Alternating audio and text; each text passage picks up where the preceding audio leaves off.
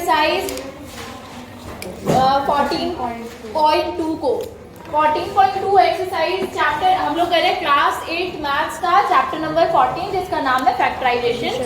Factorisation chapter में अभी तक हमने सबसे पहले क्या सीखा था कि जो एल्जेब्रिक फैक्टराइजेशन आपने पहले भी पढ़ा है, आपको याद होगा 6th क्लास में से ही अब फैक्टराइजेशन करना आपने सीखा है। पहले आपने नंबर्स को फैक्टराइज करना सीखा था, जब आपने एलसीएम निकालना सीखा था, एचसीएफ निकालना सीखा था, उससे पहले आपने फैक्टराइजेशन सीखा था। इस चैप्टर में हमने सीखा नंबर्स फैक्टराइजेशन सीखा, लेकिन नंबर्स का नहीं, एल्जेब्रिक एक्सप्रेशंस का। ठीक है, तो सबसे पहले हमने जो किया था इस चैप्टर में वो क्या किया था कि जो नंबर्स होते हैं उनके फैक्टर्स कैसे निकालते हैं, अलग अलग फैक्टर्स कैसे निकालते हैं, एल्जेब्रिक एक्सप्रेशंस के, उसमें से कांस्टेंट फैक्टर्स कौन से हैं, वेरिएबल वाले फैक्टर्स कौन से हैं। उसके बाद हमने कॉमन फैक्टर निकालना सीखा था। ठीक है, फिर हमने आइडेंटिटी यूज करके फैक्टराइजेशन करना सीखा था, जो हमने इस एक्सरसाइज में किया है 14.2 में। और अब हम 14.2 का लास्ट क्वेश्चन नंबर 5 हम करेंगे। Factorise the following expression. Exercise है 14.2, टॉपिक है फैक्टराइजेशन।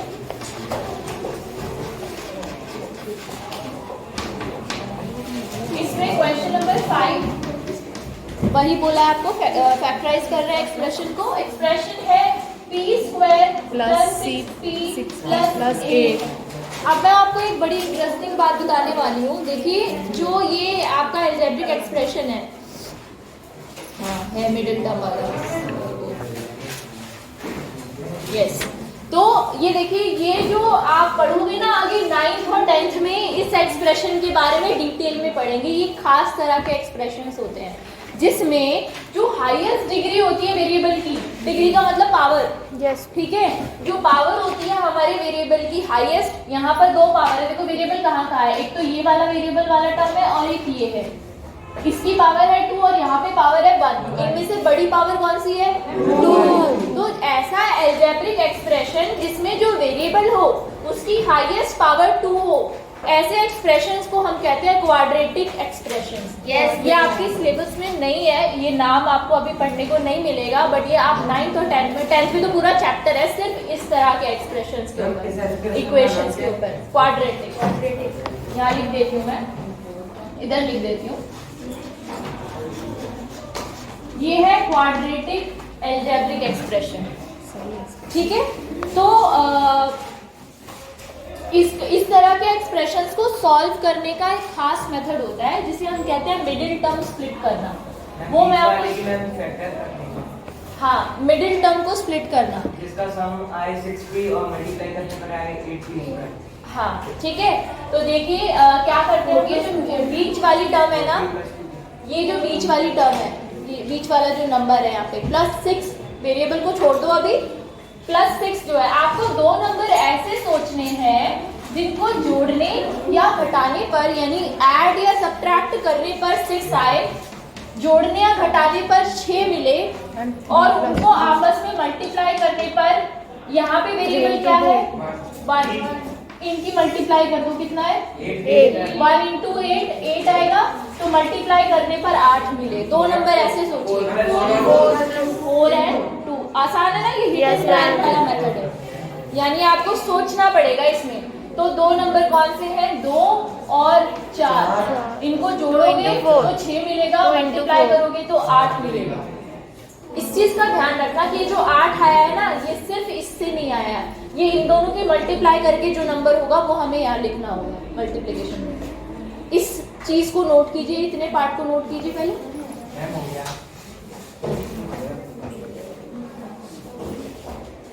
ये आगे 1 मैंने समझाने के लिए लिखा है, लिखना मत इसमें। मैम हो गया, ठीक है। अब हमें इसे स्प्लिट करना है, यानी 6p को आप कैसे लिखोगे, आप 6p को लिखोगे 2p प्लस 4p। क्या इस चीज में किसी बच्चे को डाउट है कि मैंने ये क्यों लिखा है? नो मैम, मैंने इसे ब्रेक कर दिया 2 नंबर्स के फॉर्म में, 2p प्लस 4p, और पीछे का 8 एज इट इज रहेगा। अब हम लेंगे कॉमन लेना हमने अभी सीखा था पिछले क्वेश्चन में। तो इन दोनों टर्म्स में से क्या कॉमन आ सकता है? p कॉमन आ सकता है। p की पावर 1। p से जब आप p स्क्वायर को डिवाइड करोगे तो आपको 3 मिलेगा, प्लस p से जब आप 2p को डिवाइड करोगे तो आपको 2 मिलेगा। ठीक है ना? ऐसे ही आप इन दोनों टर्म्स में से कॉमन लीजिए। क्या कॉमन आ सकता है? 2 से दोनों नंबर डिविजिबल है, कॉमन नहीं आएगा। ठीक है, ब्रैकेट में आप लिखेंगे p प्लस 4। बताओ यहाँ पर किसी को डाउट है क्या? सॉरी नहीं है, एक मिनट। 4 कॉमन आएगा, क्या बात? 2 नहीं आएगा कॉमन, 4 आएगा। मैक्सिमम नंबर देखते हैं कितना कॉमन आ सकता है। ये दोनों नंबर 4 से डिविजिबल है। क्या? हाँ एग्जैक्टली। तो यहाँ पर 4 कॉमन लेंगे। 4p प्लस 8 में से p तो कॉमन नहीं है लेकिन 4 कॉमन है, 4 कॉमन ले सकते हो। नहीं आया समझ में? मैम आ गया। इनमें से मैक्सिमम नंबर कितना कॉमन ले सकते? सबसे बड़ा नंबर सोचो जिससे 4 और 8 दोनों डिवाइड हो। मैम 4 है। HCF कितना है? 4 है। 4 कॉमन लोगे तो इस 4 से 4 पे डिवाइड करोगे p मिलेगा, 4 से 8 को डिवाइड करोगे तो 2 मिलेगा।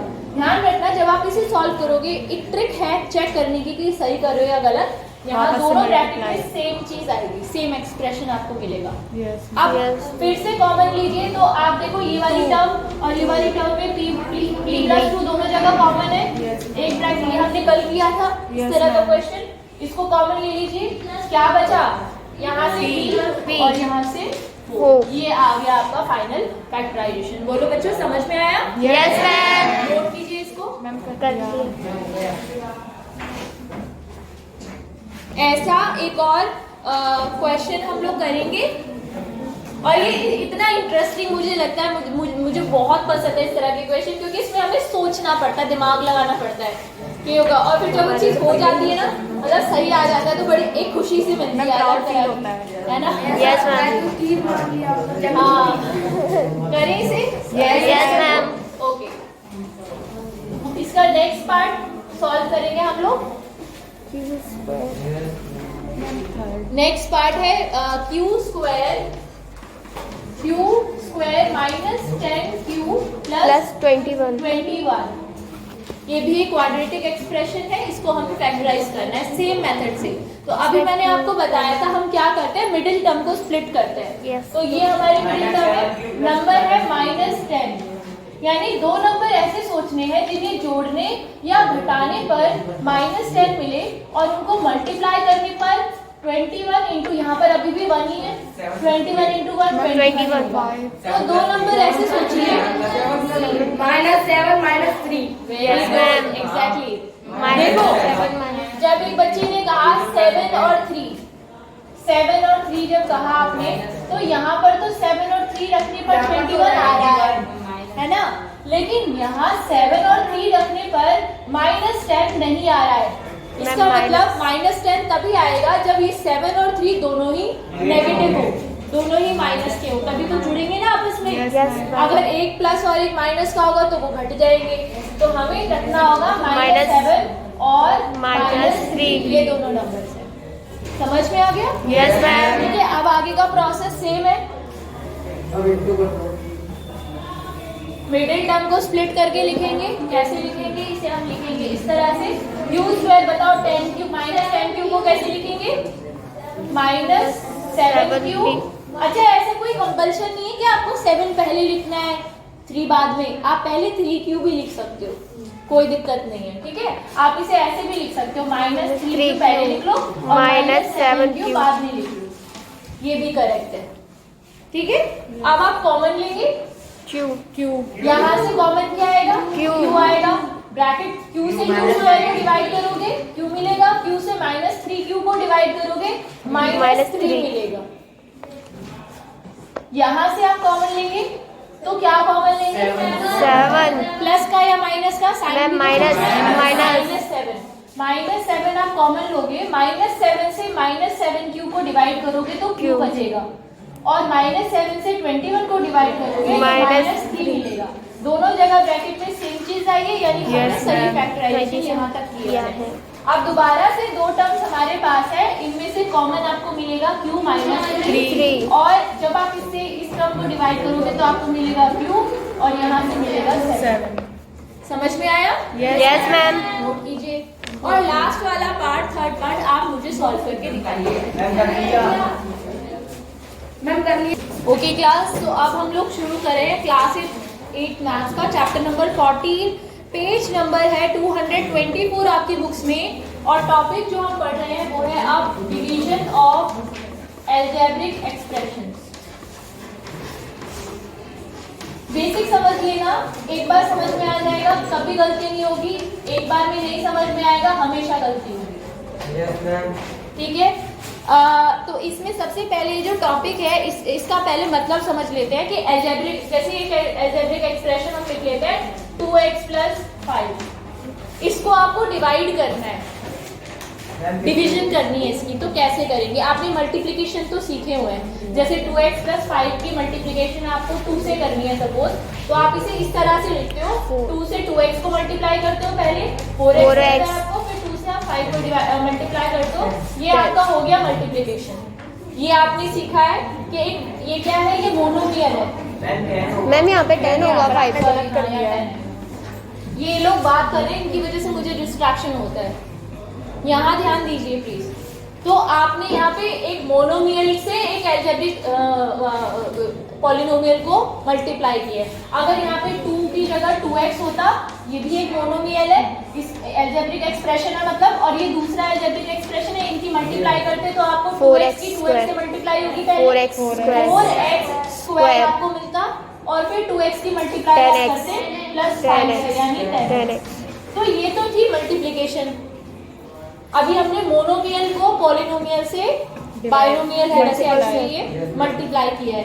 अगर आप दो अलजेब्रिक एक्सप्रेशन पूरे ले लें, मान लीजिए आपके पास, अभी मैं मल्टीप्लिकेशन की बात कर रही हूँ, डिवीजन पे नहीं आया, पहले डिवीजन पे आने से पहले आपको एक बार मल्टीप्लिकेशन समझ में आना चाहिए, है ना। तो आप मान लीजिए हमारे पास एक एक्सप्रेशन है 3x + 4, जिसकी मल्टीप्लाई करनी है दूसरे अलजेब्रिक एक्सप्रेशन 2x + 5 से। मैम ये तो इससे तो पहले 3x की मल्टीप्लाई करेंगे 2x से, 3 × 5 6 होता है, 6x 6x² फिर 3x की मल्टीप्लाई करेंगे 5 से 15x 15x 15x, फिर 4 की मल्टीप्लाई करेंगे 8x आपको मिलेगा, और फिर 4 की मल्टीप्लाई करेंगे 20x +20, 4 टर्म्स आपको मिलेंगी। इसमें से 2 टर्म्स लाइक टर्म्स है, लाइक टर्म्स पता है, याद है? Yes, ma'am. वेरिएबल और वेरिएबल की डिग्री सेम होती है, तो उनको आप सॉल्व कर सकते हो। यहाँ पे +15x और +8x जुड़ जाएगा, आप 23x 20। ये होता है तरीका मल्टीप्लाई करने का। दो अलजेब्रिक एक्सप्रेशन को आप मल्टीप्लाई कैसे करते हो, ये आप ऑलरेडी सीख चुके हो। Yes ma'am. अब हम करेंगे क्या, हम सीखेंगे डिवीजन करना। ठीक है, डिवीजन करना सीखेंगे। डिवीजन कैसे, मतलब अगर मान लो जैसे मैंने इस एक्सप्रेशन से इसको मल्टीप्लाई किया है, अगर मैं आपसे कहती कि इस एक्सप्रेशन से इसको डिवाइड करके दिखाओ, तो वो कैसे करेंगे, वो अब हम सीखने वाले हैं। राइट, स्टार्ट करें। Yes ma'am. 1.5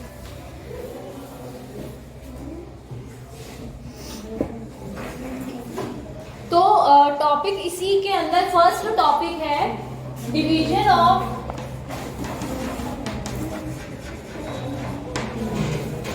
थोड़ा बड़ा चाहिए।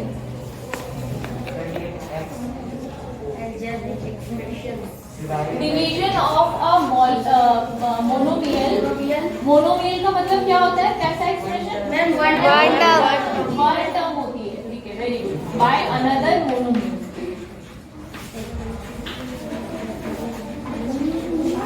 एक मोनोमियल को दूसरे मोनोमियल से डिवाइड करना, ये तो हद से ज्यादा आसान है। मान लीजिए मोनोमियल हमारे पास है 5x, इसको आपको 15x, इसको आपको डिवाइड करना है 5x से। मैम 3 है, 3 मोनोमियल 3 कैंसिल हो गया, 5 से 15 तो आपको मिला 3। अगर एक और एग्जांपल ले लेते हैं, जैसे एग्जांपल है हमारे पास 3x³ 6x³, इसको आपको डिवाइड करना है 2x से। Ma'am 3x²। 6x मैं थोड़ा सिंप्लीफाई करके समझा रही हूँ इसको। आप ऐसे लिखोगे, खोल के अगर लिखोगे तो Yes, और ma'am. 2x को क्या लिखोगे, 2 2 तो x x cancel होगा, out 2 से 6 3 cancel होगा 3 पर, और आपको आंसर मिलेगा 3x²। ये तो हुआ सिंप्लीफाई करके। डायरेक्टली आप कर लोगे, बहुत छोटा काम है, Yes, ma'am. कर सकते हो, डायरेक्टली भी डिवाइड कर सकते हो। समझ में आ रहा है? Yes, ma'am. अगला टॉपिक है, अगर समझ में आ गया तो चलो मैं 2 क्वेश्चन दे रही हूँ, उनको करके दिखाना। Yes, ma'am. अगर ये मोनोमियल की डिवीजन समझ में आ गई। आपको 20 डिवाइड करना है,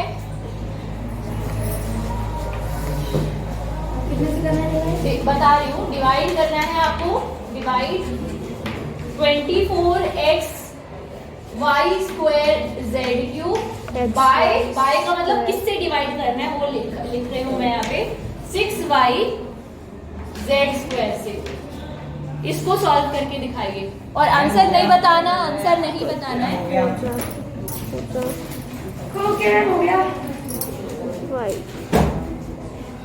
ओके क्लास, तो यहाँ पे देखिए आपने जब इस क्वेश्चन को सॉल्व किया, मैक्सिमम बच्चों ने बिल्कुल सही सॉल्व किया है, लेकिन कुछ बच्चों ने गलती की है।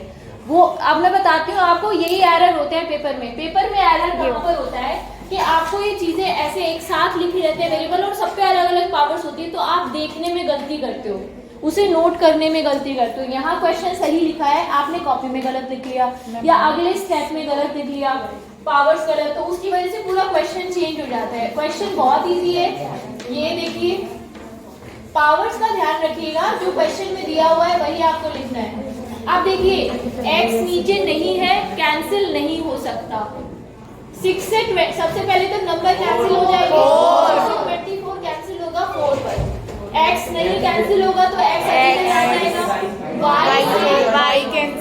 y से y स्क्वायर कैंसिल होगा, एक y आपको मिलेगा। तो यहाँ पर y मिल गया। z स्क्वायर नीचे है, ऊपर z क्यूब है, z स्क्वायर से एक z बचेगा, है ना? तो ये आपका आंसर आना चाहिए। एक क्वेश्चन और, पेज नंबर 225 पे ट्राई दिस का सेकंड पार्ट कीजिए। पेज नंबर 225 पर ट्राई दिस का सेकंड पार्ट कीजिए। ट्राई दिस का सेकंड पार्ट। अरे ये स्क्वायर b की पावर 4। सो अभी तक तो हमने जिसको डिवाइड किया वो भी मोनोमियल था, और जिससे डिवाइड किया अनुराग, जिससे डिवाइड किया वो भी मोनोमियल था। अब हम एक मोनोमियल से एक पॉलिनोमियल को डिवाइड करेंगे। इसका एक एग्जांपल मैंने अभी करके भी दिखाया था पहले। एक एग्जांपल ले लेते हैं। हमारे पास एक ट्राइनोमियल है, ट्राइनोमियल भी पॉलिनोमियल ही होता है ना? तो 4y³ plus 5y square plus 6y, इसको आपको डिवाइड करना है 2y से। इसको आपको डिवाइड करना है 2y से।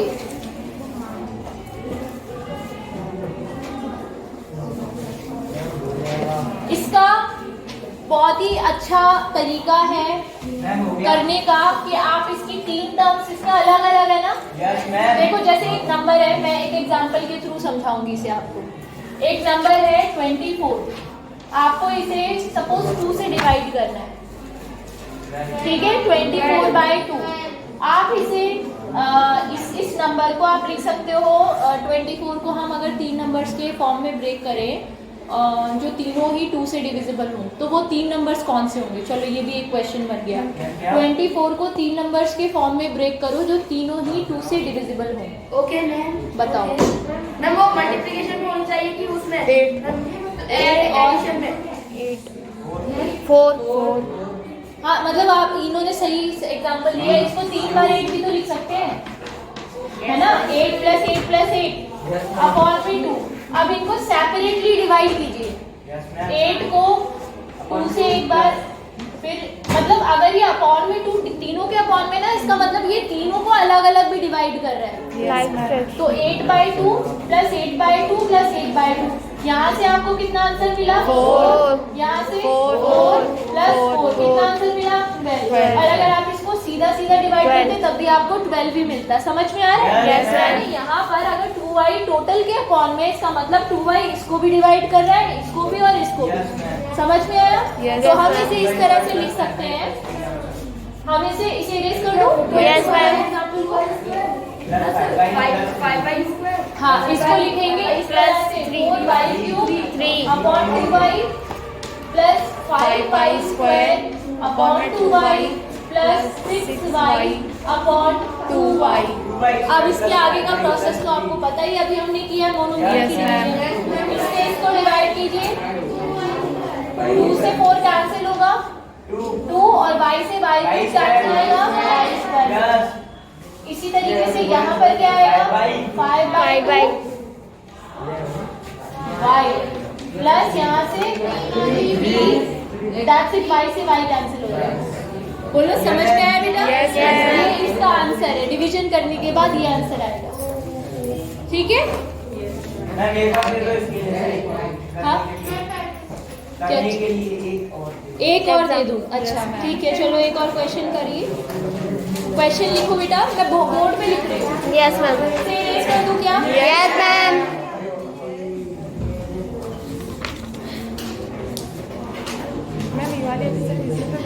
हाँ। चलिए क्वेश्चन नोट कीजिए और ध्यान से सॉल्व कीजिएगा। मतलब गलती नहीं होगी बिल्कुल भी अगर आप ऐसे ही करोगे solve. 24 bracket x² y z plus x y² z plus x y z square को डिवाइड करना है आपको 8xyz से। जो मैंने मेथड बताया उसी तरीके से करना आप उसे। और इसे देख के घबरा मत जाना कि मैम आपने तो ब्रैकेट वाला तो बताया नहीं था। बहुत इजी, बल्कि ये और ज़्यादा आसान कर दिया इन्होंने। 24 पूरे में से कॉमन है, जब आप इसे डिवाइड करोगे ना, लिखोगे इसे इस तरीके से लिखोगे। तो सबसे पहले तो आप 8 से 24 को ही कैंसिल कर दीजिएगा। इसको जब आप मैम हो गया। 8 से पहले 24 को कैंसिल कर मैम हो सकते गया। हैं और फिर उस 3 की मल्टीप्लाई सारी टर्म्स में हो जाएगी। यस तो अब कर लो, आंसर निकालो। मैम आ गया आंसर। कितने बजे खत्म होता है पीरियड ये? 45 हो गया ना? मैम हो गया मैम हो गया 40 पर होता है 45